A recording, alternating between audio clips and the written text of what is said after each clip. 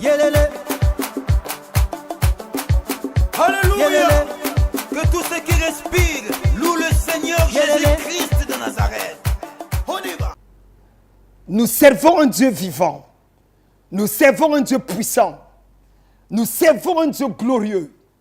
C'est l'Église aujourd'hui qui est incapable de démontrer au monde la puissance de l'amour de ce Dieu.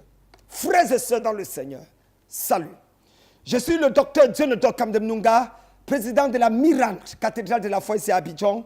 Et j'ai eu le plaisir pour moi de vous retrouver dans le cadre de votre émission L'Ange de Nazareth, qui passe tous les mardis à 14h15, les mercredis à 21h, à 20h autant pour moi, les jeudis à 14h15 et les vendredis à 21h. Nous passons également les mercredis, jeudis, vendredis à 5h du matin, pour ceux qui n'ont pas pu nous suivre dans la journée, et nous passons également les dimanches à partir de 12h30. Je reste convaincu que Dieu est sur le point de te parler.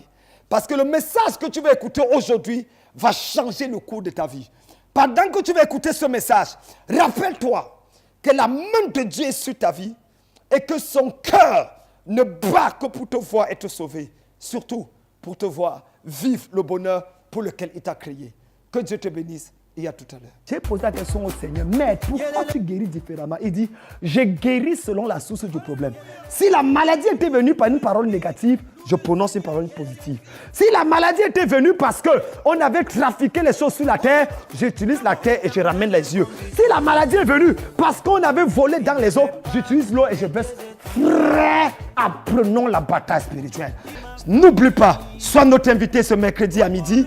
Ou alors, ce vendredi à 19h, et pourquoi pas finir la semaine en beauté avec nous ce dimanche à partir de 17h. C'était le bishop George Ido, docteur General Kaminem, à votre service. L'Ange de Nazareth a été créé pour vous bénir. Ma vie est pareille à l'aigle qui éveille sur sa couvée. Je voudrais aujourd'hui prêcher sur le thème les 5 mots capables de changer ta destinée. Les 5 mots capables de changer ta destinée. Ces 5 mots que tu dois avoir, tu dois comprendre si tu veux être sûr que ta destinée soit réussie. Actes des Apôtres, chapitre 17, le verset 30 et 31. Actes des Apôtres, chapitre 17, verset 30 et 31. Il est écrit. Dieu, sans tenir compte des temps d'ignorance, annonce maintenant à tous les hommes en tout lieu qu'ils ont à se repentir, parce qu'il a fixé un jour où il jugera le monde selon la justice, par l'homme qu'il a désigné, ce dont il a donné à tous une preuve certaine en le ressuscitant d'entre les morts. Les 5 mots capables de changer ta destinée. Le livre des Actes des Apôtres est à coup sûr l'un des meilleurs livres historiques qui ait jamais existé depuis la création du monde jusqu'à nos jours. Ça parle du commencement de l'Église.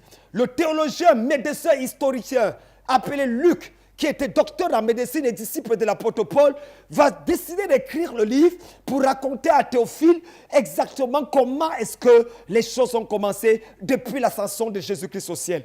Luc donc va se mettre avec sa plume extraordinaire à raconter à Théophile comment est-ce que l'Église a commencé, comment elle a évolué, comment ont vécu les apôtres, le premier concile de l'Église, la confession de l'apôtre Paul et ainsi de suite. Le chapitre 17 que nous venons de lire, l'apôtre Paul est pratiquement dans l'un de ses voyages missionnaires. Il en a fait 3 d'ailleurs. Dans l'un de ses voyages missionnaires où il venait, il y a de cela quelque temps, de pouvoir assister à la conférence qu'il y a eu à Jérusalem, le premier concile de l'Église, où il fallait vérifier si les païens devaient judaïser ou pas. Paul donc a présenté son point de vue qui a d'ailleurs été validé par l'apôtre Jacques et par l'apôtre Pierre, permettant aux chrétiens de pouvoir, et aux juifs, de pouvoir laisser les chrétiens dans la liberté que Christ leur a donnée. Au chapitre 17, l'apôtre Paul sort de Bérée, où il est en train de voyager et il se retrouve à Athènes. Athènes était l'une des villes les plus intellectuelles de l'Asie mineure. Athènes était l'une des villes qui avait l'une des plus grandes merveilles du monde. Les habitants d'Athènes étaient des gens cultivés. C'était des gens qui avaient fréquenté. Ils étaient un peu comme les Abidjanais. Ils passaient le temps à écouter, à dire des nouvelles. Aujourd'hui, c'est First Magazine. On passe le temps à lire les journaux, à suivre les informations. Alors, les Abidjanais étaient comme les Athéniens. Ils étaient des hommes postmodernes. Les gens qui suivent les infos aiment les débats politiques, les débats sur la société, les buzz qui se passent avec tel chanteur, tel musicien et tel homme politicien. Ils passaient le temps à le faire. Mais cependant, l'apôtre Paul doit arriver à Athènes et est en train d'attendre que les autres collègues le rejoignent. Et en passant, il constate que la ville est extrêmement religieuse. Encore comme à Abidjan, la ville est tellement religieuse qu'il y a même une idole adressée à un Dieu inconnu. L'apôtre Paul va commencer à parler. Et lorsqu'il va parler, les Athéniens vont lui dire, mais qu'est-ce que cet homme raconte? Ce discours-là, notez bien, l'apôtre Paul avait un conseil intellectuel supérieur à Einstein. Il était un génie. L'apôtre Paul était l'une des rares personnes qui était capable d'expliquer, de parler au point où même les empereurs disaient, oh Paul, tu es fou. Ton grand savoir te fait déraisonner. C'est ce que d'ailleurs Félix, le grand sous-concile, a dit à Paul. Tellement il était un génie dans sa capacité à parler. Or, Paul doit se retrouver dans les Athéniens et il va expliquer à l'aréopage exactement ce qui se passe. Quel est le message qu'il prêche? Et c'est le message que je vais vous adresser aujourd'hui. Paul va dire dans Actes 17, versets 30 et 31 que Dieu, sans tenir compte de tant d'ignorance, annonce à tous les hommes, en tout lieu et en tout temps, qu'ils ont à se repentir, car il a fixé un jour où il jugera le monde selon l'homme qu'il a désigné, ce dont il a donné une preuve certaine en le ressuscitant d'entre les morts. Alors, il est important pour moi de ressortir 5 mots dangereux à partir de ce passage. Les 5 mots capables de révolutionner ta destinée. Premier mot, Dieu. Premier mot, Dieu. Vous savez, quand je faisais l'université et que je préparais mon master en sociologie, on nous allait, j'ai fait philosophie, j'étais maintenant le président du club philosophique dans l'université de Tchang au Cameroun, et on nous disait que Dieu, c'est la divinité des divinités inventées par les Européens, eux, pour dominer l'univers U. Donc en fait, ils avaient une manière de définir Dieu comme étant un concept occidental dans le but d'abrutir, que dis-je, de coloniser à bon escient les Africains. Mais je me suis rendu compte, frère, que ça c'est faux. Dieu n'est pas juste une image. Dieu n'est pas juste un concept. Dieu n'est pas juste une idée que le pauvre s'est fait afin de pouvoir penser un avenir, à penser un paradis. Non. Dieu est une réalité. Dieu est une personne. C'est un être vivant. La Bible dit que Dieu a fait l'homme à son image et à sa ressemblance. Qu'on le veuille ou pas, que vous l'acceptiez ou non, l'homme n'est pas le produit du hasard. Il n'est pas l'évolution de la lave qui est devenue plus tard singe et qui plus tard devient l'homme. D'où la question même, pourquoi l'homme, pourquoi le singe ne devient plus homme? Oui, encore le singe aujourd'hui et des chimpanzés. Non, Dieu est une réalité. La Bible dit que Dieu a tant aimé le monde. La Bible ne commence pas en prouvant l'existence de Dieu. L'amour, la Bible commence en disant ce que Dieu dit. Elle n'a pas besoin de prouver Dieu. Les athées sont les seules personnes qui disent que Dieu n'existe pas. Mais en réalité, l'athée ne dit pas que Dieu n'existe pas. En fait, ce que l'athée dit, il croit à l'existence de Dieu, c'est pour ça qu'il le combat. L'athéisme combat l'existence de Dieu. On ne combat quelque chose que lorsque la chose existe. Dieu, sans tenir compte de tant d'ignorance. Je me rappelle à l'université à Moscou, un de ces jours où un professeur agrégé est en train d'expliquer que l'homme n'est que matière. On nous raconte que c'est Dieu qui a créé l'homme. Ce sont les histoires. Et a dormi debout par les prêtres et les pasteurs. Et il a passé environ 2h25 à démontrer que l'homme est comme du bois, comme la chaise. Quand il meurt, tout est fini. Il n'y a rien après. Quand il a fini de démontrer, tout l'amphithéâtre, près de 8000 personnes sont levées et ont commencé à acclamer le grand émérite professeur agrégé en philosophie. Lorsqu'il a fini d'acclamer, c'était le temps des questions-réponses. Une jeune fille de 18 ans a levé le doigt et elle voulait poser une question. On lui a donné la parole. Elle s'est approchée et devant l'orateur, le facilitateur, elle a pris une chaise, paf, elle a cassé la chaise. Elle attend. Les gens pensent qu'elle est devenue folle. Elle se retourne, rien ne se passe. Elle se retourne vers le professeur agrégé et elle lui donne une gifle. Pam! Le professeur se fâche et il commence à dire, pourquoi tu m'as giflé? Les gens, arrêtez là. Elle dit, excusez-moi, vous avez passé 2h21 à nous démontrer que l'homme n'est que comme la chaise. J'ai pris cette chaise, j'ai cassé. Elle n'a pas réagi. Je vous ai giflé, vous avez réagi. Qu'est-ce qu'il y a en vous qui vous a poussé à réagir qu'il n'y a pas dans la chaise? Donc, l'homme n'est pas que matière. En moins de 3 minutes, elle a démantelé toute la doctrine philosophique de cet homme. Dieu existe et c'est Dieu qui a créé l'homme. Oui, tu es le produit de la créature de Dieu. Oui, tu as été créé par Dieu. Et c'est pour ça que tu vas rendre compte à Dieu. Premier mot, Dieu. Deuxième, il dit, Dieu s'est tenu compte des temps d'ignorance. Annonce maintenant à tous les hommes en tout lieu qu'ils ont à se repentir. Deuxième mot, repentir. Dieu ne tient pas compte des temps d'ignorance. J'ai l'impression qu'aujourd'hui, on devrait donner presque à tous les humains le doctorat en ignorance. L'ignorance semble être le train quotidien de tout le monde aujourd'hui. Mais Dieu ne tient pas compte des temps d'ignorance. Il donne à tous les hommes de se repentir. Le deuxième mot, repentance. Hey! Un mot qu'on ne trouve plus dans les églises aujourd'hui. Un mot qui n'existe plus dans les messages aujourd'hui. Repentance. Le mot repentance vient du mot grec métanoïo. Métanoïo veut dire changement de mentalité, de perception, de vision, d'attitude par rapport à un sujet précis. Ce n'est pas la confession. Confession vient de homologueo, qui veut dire la même chose que. C'est différent de repentance. Donc ce repentir, ce n'est pas juste Seigneur, pardonne-moi, j'ai péché. Non. C'est un changement total de perception de la vie, une autre concept, une autre appréhension de la chose. Dieu ordonne aux hommes de se repentir. Pourquoi? Parce que lorsqu'Adam et Ève ont péché, il y a un accident spirituel qui s'est passé. L'homme, la nature adamique a pris le dessus et l'homme est devenu rebelle à Dieu. La nature du péché a pris le contrôle. Parce qu'il y a une différence entre le péché et les péchés. Le péché, c'est la nature du péché. Ce qu'on appelle la nature adamique. C'est pour ça que dans 1 Jean, il est dit, si nous disons que nous n'avons pas de péché au singulier, nous nous séduisons nous-mêmes et la vérité n'est pas en nous. Mais si nous confessons nos péchés au pluriel, il est fidèle et juste pour nous pardonner. Donc, il y a un problème du péché et il y a le problème des péchés. C'est deux concepts que l'Église doit comprendre. La repentance touche le problème du péché. Les péchés, il s'agit juste de pouvoir confesser, demander pardon à Dieu.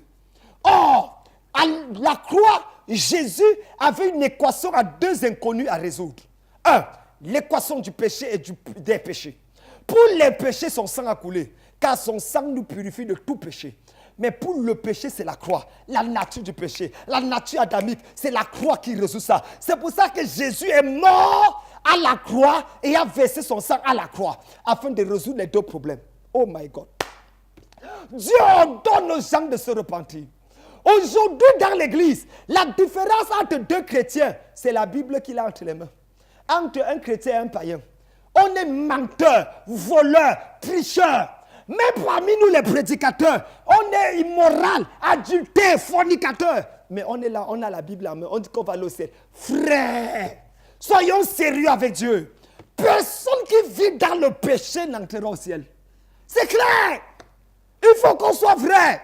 Arrêtons de nous tromper. Paul lui-même dit, j'ai peur qu'après avoir prêché aux autres, je ne sois rejeté. C'est Paul a peur qu'après avoir prêché aux autres, il soit rejeté. Bishop de Côte d'Ivoire, révérend archevêque patriarche, chef de tous les parents de tous les trucs.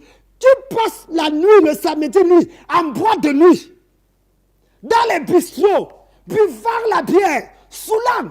Et le dimanche matin, tu ouvres la Bible pour prêcher l'évangile, tu iras en enfer. C'est l'enfer qui t'attend. Dieu donne aux gens de se repentir. La repentance, c'est un changement. La Bible dit que celui qui pêche est du diable. Car le diable pêche dans le commencement. C'est vrai. Un enfant de Dieu, né de nouveau, ne pratique pas le péché. Non! Parce que sa vie a changé. Tu ne peux pas avoir le Saint-Esprit et tu donnes ton corps à n'importe qui. Tu chantes à la chorale et tu es immoral. C'est quelle histoire? Dieu donne aux gens de se repentir. La repentance. Personne ne peut aller au ciel sans se repentir. J'ai eu, malheureusement, de poser les questions à la plupart des gens qui viennent me voir. Oh papa, je veux le miracle. Papa, je veux l'enfant. Papa, je veux le mariage. Est-ce que tu es né de nouveau? Est-ce que tu es repenti? La personne te dit que j'ai été baptisé en 1900. Qui vous a dit que le baptême, c'est la repentance?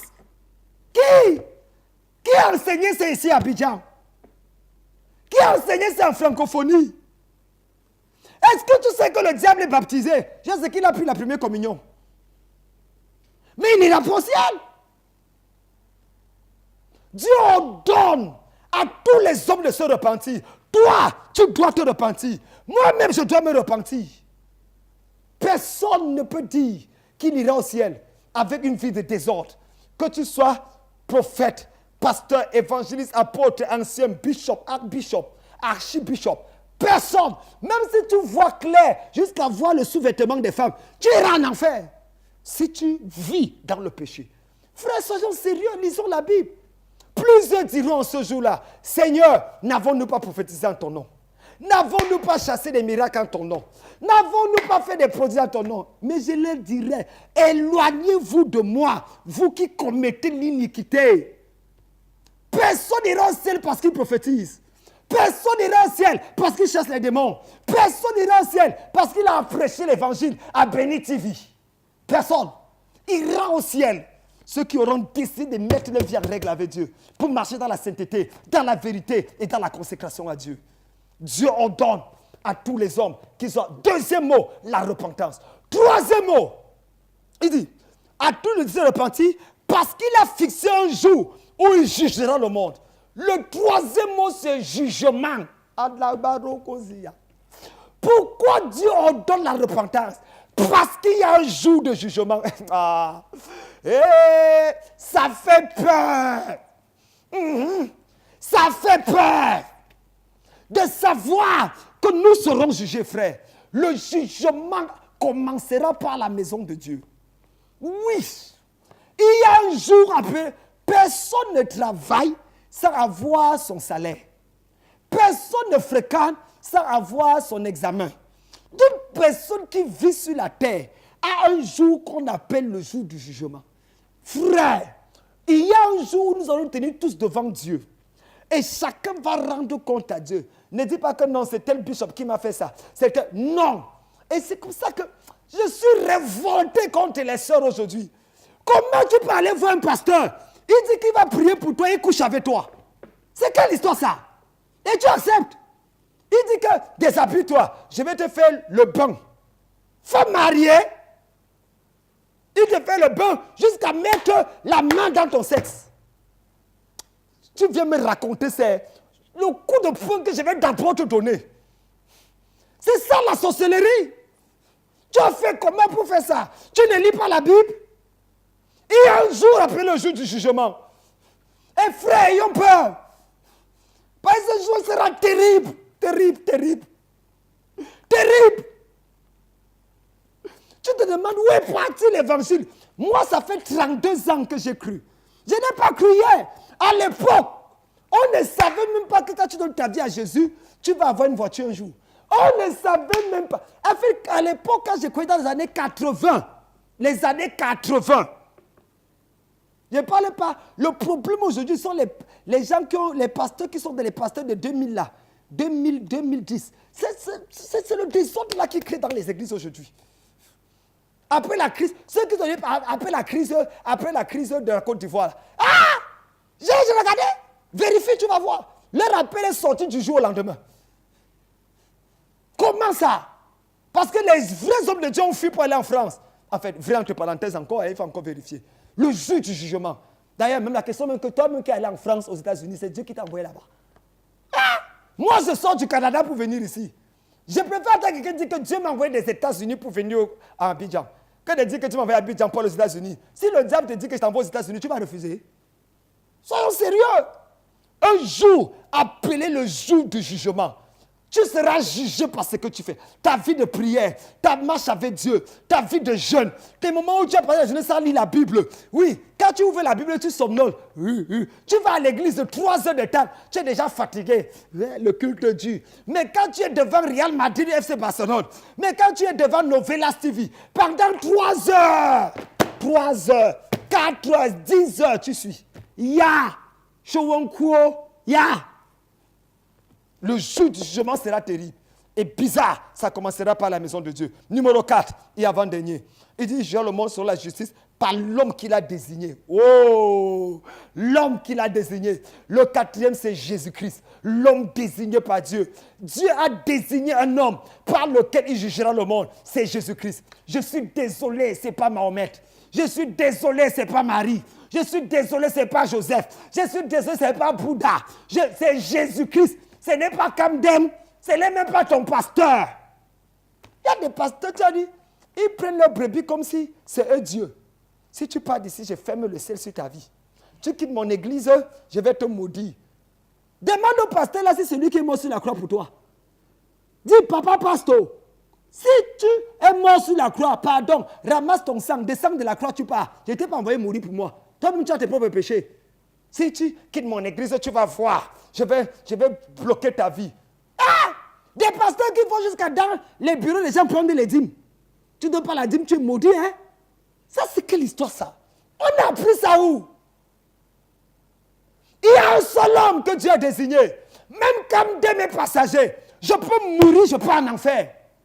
Même après, ça va prêcher ça. Oui. La seule condition, c'est Jésus. Il est le seul médiateur entre Dieu et les hommes. Frères, revenons à la vérité. Prêchons la vérité. Jésus-Christ est le seul médiateur.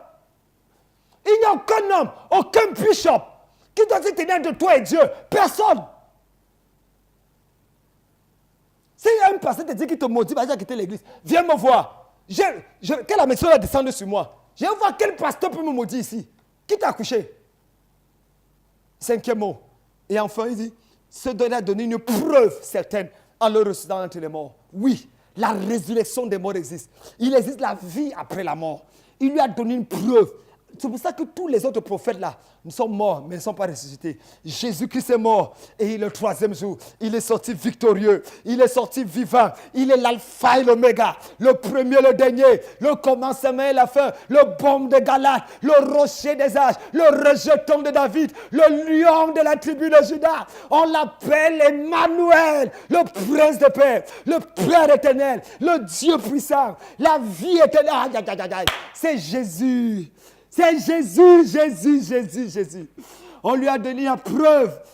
Il est ressuscité entre les morts. Et s'il est ressuscité, nous aussi, nous allons ressusciter. Frère, ce sont les 5 mots révolutionnaires capables de changer ta vie. 1. Dieu a tant aimé le monde, le Dieu, le créateur de cette terre, celui qui t'aime et qui te tend la main en ce moment où je te parle. 2. La repentance. Tu dois te repentir pour faire la paix avec Dieu. Tu dois changer de vie, changer de comportement. Il ne suffit pas dans telle église ou dans telle autre église d'avoir un pasteur célèbre. Non. Comment est ta vie? Est-ce que tu as abandonné le péché pour marcher avec Jésus? Numéro 3. Oui, c'est important. Il y a un jour de jugement. On va se tenir devant Dieu. Ton pasteur ne sera pas là. Ton évêque ne sera pas là. Ton prêtre ne sera pas là. Moi-même, je ne serai pas là. Tu seras seul devant Dieu. Numéro 4, l'homme désigné, c'est Jésus-Christ. Et numéro 5, il a donné la preuve à le ressentir les morts. J'ai envie de prier pour toi. Tu dis, homme de Dieu, je viens d'écouter ce message. Et je sens que Dieu m'a parlé. J'ai envie de prier parce qu'il y a encore de l'espoir. Je vais prier pour 2 types de personnes. Tu veux faire la paix avec Dieu aujourd'hui. Tu veux dire, Seigneur, pardonne-moi mon péché, change ma vie. Je te reçois dans mon cœur et je veux changer. Oh, alors tu es là et tu avais donné ton cœur à Jésus, mais tu étais compromis. Tu ne marches plus comme Dieu voulait que tu marches. Je ne sais pas pourquoi tu as regardé, mais l'amour du monde, ou les persécutions t'ont fait abandonner la foi. Ou alors tu vas à l'église, mais alors tu n'as plus la même passion, le même zèle, la même détermination. Dieu veut te pardonner. S'il te plaît, tends la main vers l'écran, je vais prier pour toi. Ne regarde pas ton voisin, ne regarde pas ta voisine. Tends la main vers l'écran et dis, Seigneur, pardonne-moi, pardonne-moi. Tends la main et dis, Seigneur, aie pitié de moi, j'ai besoin de toi. Pendant que ta main est tendue, je vois la main de Dieu sur toi. Je vois la grâce de Dieu te toucher. Oui, ma soeur, tu veux pleurer, sens-toi libre, pourvu que ça vienne du fond de ton cœur. Dis avec moi, Seigneur Jésus, j'ai écouté ta parole et je reconnais que j'ai péché contre toi. Aujourd'hui, je te demande pardon. Pardonne-moi, Seigneur. Pardonne-moi, Seigneur. Et change ma vie, je t'en supplie. Je ne veux plus retourner dans le péché. Je ne veux plus vivre dans le malheur. Seigneur, lève la malédiction du péché dans ma vie. Donne-moi d'être en règle avec toi. Donne-moi d'être sérieuse avec toi, Seigneur. À partir de ce soir, c'est fini avec les mauvaises relations. C'est fini avec la vie du péché. Je veux t'honorer. Je veux te servir. Efface mon nom du livre de la mort et inscris mon nom au ciel. Merci, Seigneur. Au nom de Jésus. Amen. Amen. Amen. Si tu as fait cette prière, Dieu te pardonne.